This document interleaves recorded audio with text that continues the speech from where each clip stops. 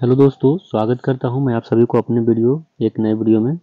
दोस्तों, आज की इस वीडियो में हम लोग देखने वाले हैं वर्ण विचार। जहां दोस्तों हिंदी व्याकरण का जो वर्ण है, आप सभी लोग को पता है, वर्ण पढ़े होंगे हिंदी व्याकरण में। उससे संबंधित जितने भी ऑब्जेक्टिव क्वेश्चन बनने वाले हैं, आज की इस वीडियो में हम सारे मोस्ट इंपोर्टेंट ऑब्जेक्टिव को देखने वाले हैं।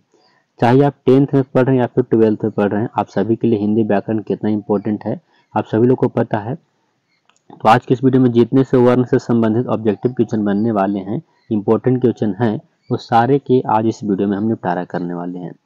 तो ये आपको भी 2026 में मैट्रिक या फिर इंटर का एग्जाम देना है, तो आप इस वीडियो को शुरू से लेकर के अंत तक देखिएगा, क्योंकि काफ़ी इंपॉर्टेंट हम करा रहे हैं। अगले वीडियो में आपको संज्ञा सर्वनाम सभी सब्जेक्टिव कराएंगे। पहले वर्ण को देखते हैं। चलिए आज का पहला क्वेश्चन से वीडियो की शुरुआत करते हैं। चैनल पर नए हैं तो चैनल को सब्सक्राइब कर लीजिए। आज का पहला क्वेश्चन आप लोग देख सकते हैं क्या कहा गया। मैं इसको थोड़ा सा बड़ा करूंगा। देखिए, पहला क्वेश्चन है दोस्त, क वर्ण का उच्चारण स्थान क्या होता है। क को यदि आप बोलिएगा तो क का उच्चारण स्थान क्या होता है। क के उच्चारण स्थान कंठ होता है, तालु होता है, दंत होता है या फिर मूर्धा होता है। तो क का उच्चारण स्थान दोस्तों कंठ होता है। बोलिएगा तो कंठ की ओर से आवाज आता है। तो सही उत्तर इसका क्या हो जाएगा, ऑप्शन नंबर ए आपके सही उत्तर हो जाएंगे इसके। चलिए आगे बढ़िएगा। दूसरा नंबर क्वेश्चन देखिएगा तो क्या कहा गया है। एक आपको 1 नंबर से 2 नंबर के एग्जाम में हमेशा मिलते रहते हैं उच्चारण स्थान। प का उच्चारण स्थान क्या होता है। प का उच्चारण स्थान क्या होता है, जब प को आप उच्चारण करिएगा, प को यदि बोलिएगा नाम लेकर के प, तो आपके दोनों जो होठ हैं वो एक दूसरे से सटते हैं। तो सही उत्तर इसका क्या हो जाएगा, ओठ हो जाएगा। यानी ओष्ठ कहीं कहीं लिखा रहता है, आपको ओष्ठ होता है, यहाँ पर ओठ लिख दिया गया है, ओष्ठ होता है। ऑप्शन नंबर आपका सी सही जवाब हो जाएगा। चलिए उस प्रकार से आगे बढ़ते हैं। अगला देखिए क्या कहा गया है कि त का उच्चारण स्थान क्या होता है। उच्चारण स्थान आपको मैंने बताया ही कि काफी इंपॉर्टेंट है, वो आते ही हैं। तो त का उच्चारण स्थान, यदि त आप बोलिएगा, त नाम लीजिएगा, तो आपको जो जीभ है वो दांत में सटता है। त कह के देखिएगा, मेरे साथ ही बोलते चलिए, जिससे आपको ज्यादातर याद होंगे। तो त कहिएगा तो आपका जो जीभ है, जिह्वा है, वो दांत को टच करता है। तो सही उत्तर दंत हो जाएगा आपका, यानी त का उच्चारण स्थान दंत होता है। इस प्रकार से आपको याद करने हैं, बोलते हुए चलिएगा तो काफी ज्यादा आपको याद होंगे। अगला देखिएगा, च। देखिएगा च, च का उच्चारण स्थान क्या होता है। च का उच्चारण स्थान क्या होता है आपसे ये पूछा गया है। तो च का भी यदि उच्चारण करिएगा, च को बोलिएगा, तो पूरा का जो जीभ जो है से दांत के ऊपर वाले हिस्से में सटता है। च कहिएगा तो, और हल्का सा जीभ घूरा हुआ नजर आता है। बोलिएगा तब, बोलने से याद होगा आपको। च कहिएगा तो च का उच्चारण स्थान तालु होता है, उसे तालु कहते हैं। सही उत्तर क्या हो जाएगा, च का उच्चारण स्थान तालु हो जाएगा। इसका सही उत्तर ऑप्शन नंबर बी आपके राइट आंसर हो जाएंगे। चलिए आगे बढ़िएगा। अगला नंबर क्वेश्चन देखिए क्या कहा गया है। भाषा किसकी अभिव्यक्ति का माध्यम है। भाषा जो है वो किसकी अभिव्यक्ति का माध्यम है। तो भाषा जो है दोस्तों, वो विचारों को एक दूसरे से प्रकट करता है। आप यदि भाषा बोल करके किसी को बताते हैं तो आपका क्या विचार है, ये सारे प्रकट होते हैं। तो ऑप्शन नंबर आपका सी सही उत्तर हो जाएगा इसका। भाषा एक क्या है, विचारों का माध्यम है। आगे बढ़िएगा। अब देखिएगा 6 नंबर क्वेश्चन है कि ट का उच्चारण स्थान आपसे पूछा गया है। मेरे साथ ही बोलिए, उच्चारण करिए कि ट का उच्चारण स्थान क्या होता है। ट कहिएगा तो आपका जो जीभ का जो नोक होता है वो हल्का सा घूर करके ऊपर सटता है। आप जवाब मतलब आप बोल करके देखिए खुद से कि ट कहिएगा, तो आपका जीभ का जो नोक है वो हल्का सा मुड़ेगा और ऊपर वाले भाग में टच करता है। ट कहिएगा तब, तो इसका होता है मूर्धा। याद रखिएगा, ऊपर वाले में जो टच करता है उसे मूर्धा कहते हैं। वो ऑप्शन नंबर ए इसका सही उत्तर हो जाएगा। ट का उच्चारण स्थान क्या हो जाएगा, मूर्धा हो जाएगा। इस प्रकार से आगे बढ़ेंगे हम लोग।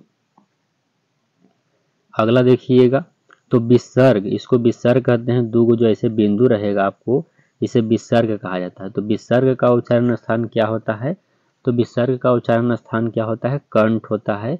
ऑप्शन नंबर डी आपके सही उत्तर हो जाएंगे। विसर्ग का उच्चारण स्थान क्या होता है, कंठ होता है। मैं आप सभी को एक वीडियो लेकर के आऊँगा कि सारे के सारे वर्ण उच्चारण उसमें संबंधित हैं। यदि आप एक सॉन्ग टाइप का है उसको यदि आप याद कर लेते हैं तो आपको वर्ण उच्चारण स्थान याद करने की ज़रूरत नहीं है, उसको केवल याद रखिएगा तो पूरा का पूरा वर्ण उच्चारण स्थान याद हो जाएगा। आप लोग कमेंट करके जरूर बताइए कि क्या वह सॉन्ग को लाया जाए या ना लाया जाए, जरूर बताइएगा। चलिए, इसका सही उत्तर ऑप्शन नंबर डी हो जाएगा। आगे बढ़ते हैं। अगला है दोस्तों, निम्नांकित में महाप्राण अघोष वर्ण क्या है? महाप्राण अघोष कहा गया है, तो महाप्राण अघोष जो होता है दोस्तों क्या होता है? तो महाप्राण आपको अघोष, महाप्राण अघोष पूछा गया है, तो इसका सही उत्तर आपके हो जाएगा दोस्तों, वो हो जाएगा क्या? तो हो जाएगा आपको च हो जाएगा सही उत्तर, ऑप्शन नंबर ए हो जाएंगे। चलिए आगे बढ़ते हैं। अगला फिर से आया है आपको वर्ण उच्चारण स्थान की ऊ का ध्वनि का उच्चारण स्थान क्या होता है? ऊ के ध्वनि का उच्चारण स्थान क्या होता है? तो ऊ कहिएगा तो ओष्ठ होता है ऊ का, याद रखिएगा। आपको कुछ कुछ ऐसे जिनको आपको याद करने होंगे, ओष्ठ होते हैं ऊ का। आगे बढ़िएगा। 10 नंबर क्वेश्चन देखिएगा, तो किस वर्ण का उच्चारण स्थान कंठ एवं तालु के सहयोग से होता है? तो कंठ एवं तालु के सहयोग से किसका उच्चारण होता है? तो ए ऐ कहे कंठ तालु, तो ए का उच्चारण स्थान कंठ तालु होता है। ए और ऐ का उच्चारण स्थान दोनों का क्या होता है?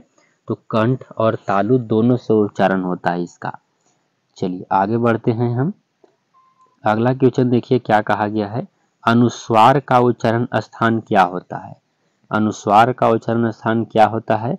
तो अनुस्वार का उच्चारण स्थान क्या होता है? तो नासिका होता है, ऑप्शन नंबर बी आपका सही उत्तर हो जाएगा। आगे देखिए क्या कहा गया है। अगला है कि जिस स्वर के उच्चारण में एक मात्रा लगे उसे किस स्वर के नाम से जाना जाता है? स्वर के उच्चारण में एक मात्रा लगे उसे क्या कहते हैं?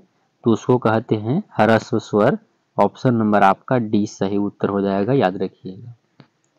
चलिए आगे बढ़ते हैं। अगला नंबर क्वेश्चन आप लोग के सामने क्या कहा गया, देखिए जिस स्वर के उच्चारण में दो मात्रा लगे उसे क्या कहेंगे? तो उसके दीर्घ कहेंगे, ऑप्शन नंबर आपका ए सही उत्तर हो जाएगा। आगे बढ़ते हैं। अगला क्वेश्चन आप लोग के सामने हो क्या कहा गया, ध्यान से देखिएगा। अगला है कि व्यक्ति द्वारा सार्थक उच्चारित वाणी को क्या कहते हैं? तो व्यक्ति द्वारा सार्थक उच्चारण वाणी को क्या कहते हैं? तो उसको भाषा कहा जाता है, ऑप्शन नंबर ए आपका सही उत्तर हो जाएगा। क्या कहेंगे उसे? भाषा कहा जाता है, right answer option number A हो जाएगा दोस्त। आगे बढ़िएगा। अगला नंबर क्वेश्चन है जिस वर्ण के उच्चारण में स्वर की सहायता लेनी पड़ती है उससे क्या कहते हैं? तो देखिएगा, जिस वर्ण के उच्चारण स्थान करने में उच्चारण करिएगा तो स्वर वर्ण की सहायता लेते उसे व्यंजन वर्ण कहते हैं, और जिसको सहायता नहीं ले जाते उसे स्वर वर्ण कहते हैं, आप लोग पढ़े होंगे। आगे बढ़िएगा। अगला नंबर क्वेश्चन आप लोगों के सामने है, जिन वर्णों के उच्चारण में जीभ, तालु, दांत तथा ओष्ठ आपस में हल्का सा स्पर्श करते हैं उसे क्या कहते हैं? तो हल्का सा स्पर्श करेगा तो उसे क्या हो जाएगा? आपको हो जाएगा सही उत्तर अंतस्थ व्यंजन, ऑप्शन नंबर ए आपका राइट आंसर हो जाएगा। चलिए आगे बढ़िएगा। अगला नंबर क्वेश्चन क्या कहा गया है, प्रत्येक व्यंजन का पहला, तीसरा तथा पांचवा वर्ण को क्या कहते हैं? तो पहला, तीसरा और पांचवा वर्ण को क्या कहते हैं? तो सही उत्तर आपका हो जाएगा पहला को, तीसरा को और पांचवा को, तो उसे अल्प प्राण कहा जाता है, ऑप्शन नंबर आपका ए सही जवाब हो जाएगा। आगे देखिएगा दोस्त। अगला क्वेश्चन है, प्रत्येक व्यंजन का दूसरा और चौथा वर्ण को क्या कहते हैं?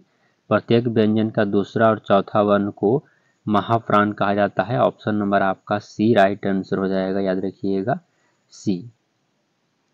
आगे देखिएगा। अगला नंबर प्रश्न आप लोगों के सामने है, जब एक ध्वनि दो व्यंजनों से मिल जाए तो उसे क्या कहते हैं? तो उसे संयुक्त ध्वनि कहते हैं, ऑप्शन नंबर आपका ए राइट आंसर हो जाएगा, उसे संयुक्त ध्वनि कहा जाता है। 20 नंबर क्वेश्चन देखिएगा तो क्या कहा गया है, निम्नांकित में संयुक्त ध्वनि कौन है? संयुक्त ध्वनि आपको त्र है, ऑप्शन नंबर आपका ए राइट आंसर हो जाएगा। आगे देखिएगा, अगला है कि निम्नांकित में उष्ण वर्ण कौन सा है।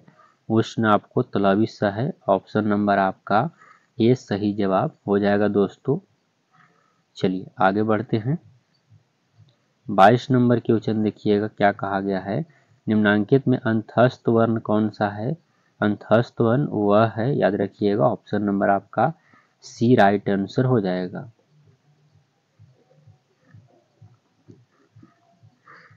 अगला प्रश्न है, देखिए क्या कहा गया है। निम्नांकित में एक मात्रिक यानी मूल स्वर कौन सा है। तो मूल स्वर से आपसे पूछा गया है, तो सही उत्तर आपका अ हो जाएगा। ऑप्शन नंबर बी आपके राइट आंसर हो जाएंगे। आगे देखिएगा क्या कहा गया है। हिंदी वर्णमाला में स्वर वर्ण कितने हैं। तो स्वर वर्ण की संख्या 11 है। आप सभी लोग जानते हैं कि स्वर वर्ण की संख्या कितना, तो 11 है। ऑप्शन नंबर आपका ए सही उत्तर हो जाएगा। आगे देखिएगा अगला क्वेश्चन क्या कहा गया है। हिंदी भाषा किस लिपि में लिखी जाती है। आप सभी लोग पढ़े होंगे हिंदी भाषा देवनागरी लिपि में लिखा जाता है। यहाँ दोस्तों हिंदी भाषा हम लोग देवनागरी लिपि में लिखते हैं। ऑप्शन नंबर ए आपका सही जवाब हो जाएगा। अगला देखिएगा, वर्णों के समूह को क्या कहते हैं। तो वर्णों के समूह को वर्णमाला कहा जाता है। ऑप्शन नंबर सी आपका करेक्ट आंसर हो जाएगा कि वर्णों के समूह को वर्णमाला कहते हैं। आगे देखिएगा, अगला है ह का उच्चारण स्थान आप सभी से पूछा गया है। तो ह का उच्चारण स्थान क्या होता है। तो कंठ होता है। याद रखिएगा कि ह का उच्चारण स्थान क्या होता है, कंठ होता है। ऑप्शन नंबर सी आपके करेक्ट आंसर हो जाएंगे। चलिए आगे बढ़िएगा। देखिए दोस्तों, यहाँ से आपको संज्ञा है, तो संज्ञा हम आपको अगले वीडियो में कराएंगे। यह आपको वीडियो जो बनाया गया था वो केवल वर्ण के लिए बनाया गया था। तो मैंने आप सभी को वर्ण के संबंधित 27 मोस्ट इम्पोर्टेंट ऑब्जेक्टिव क्वेश्चन कराए हैं, और जो कि काफ़ी एग्जाम में पूछा भी गया है काफ़ी बार। तो एक बार इसको जरूर ध्यान दे लीजिएगा, अच्छे से याद कर लीजिएगा। और जिनको भी 2026 में मैट्रिक का एग्जाम देना है या फिर इंटर का देना है, तो उनके पास वीडियो को शेयर करना मत भूलिएगा। जल्दी से शेयर कर दीजिए, चाहे आपके भाई हो, दोस्त हो, जो भी कोई भी हो, उनके पास शेयर कर दीजिएगा। उम्मीद करते हैं वीडियो आपको पसंद आया होगा। चैनल पर नए हैं तो चैनल को सब्सक्राइब करके हमारे चैनल से जुड़ जाइए, क्योंकि मैं आप सभी को एग्जाम तक ऑब्जेक्टिव क्वेश्चन से प्रिपरेशन कराते रहूँगा, ताकि आपको हमेशा याद रहे। मिलते हैं नेक्स्ट वीडियो में, तब तक के लिए जय हिंद प्यारे दोस्तों।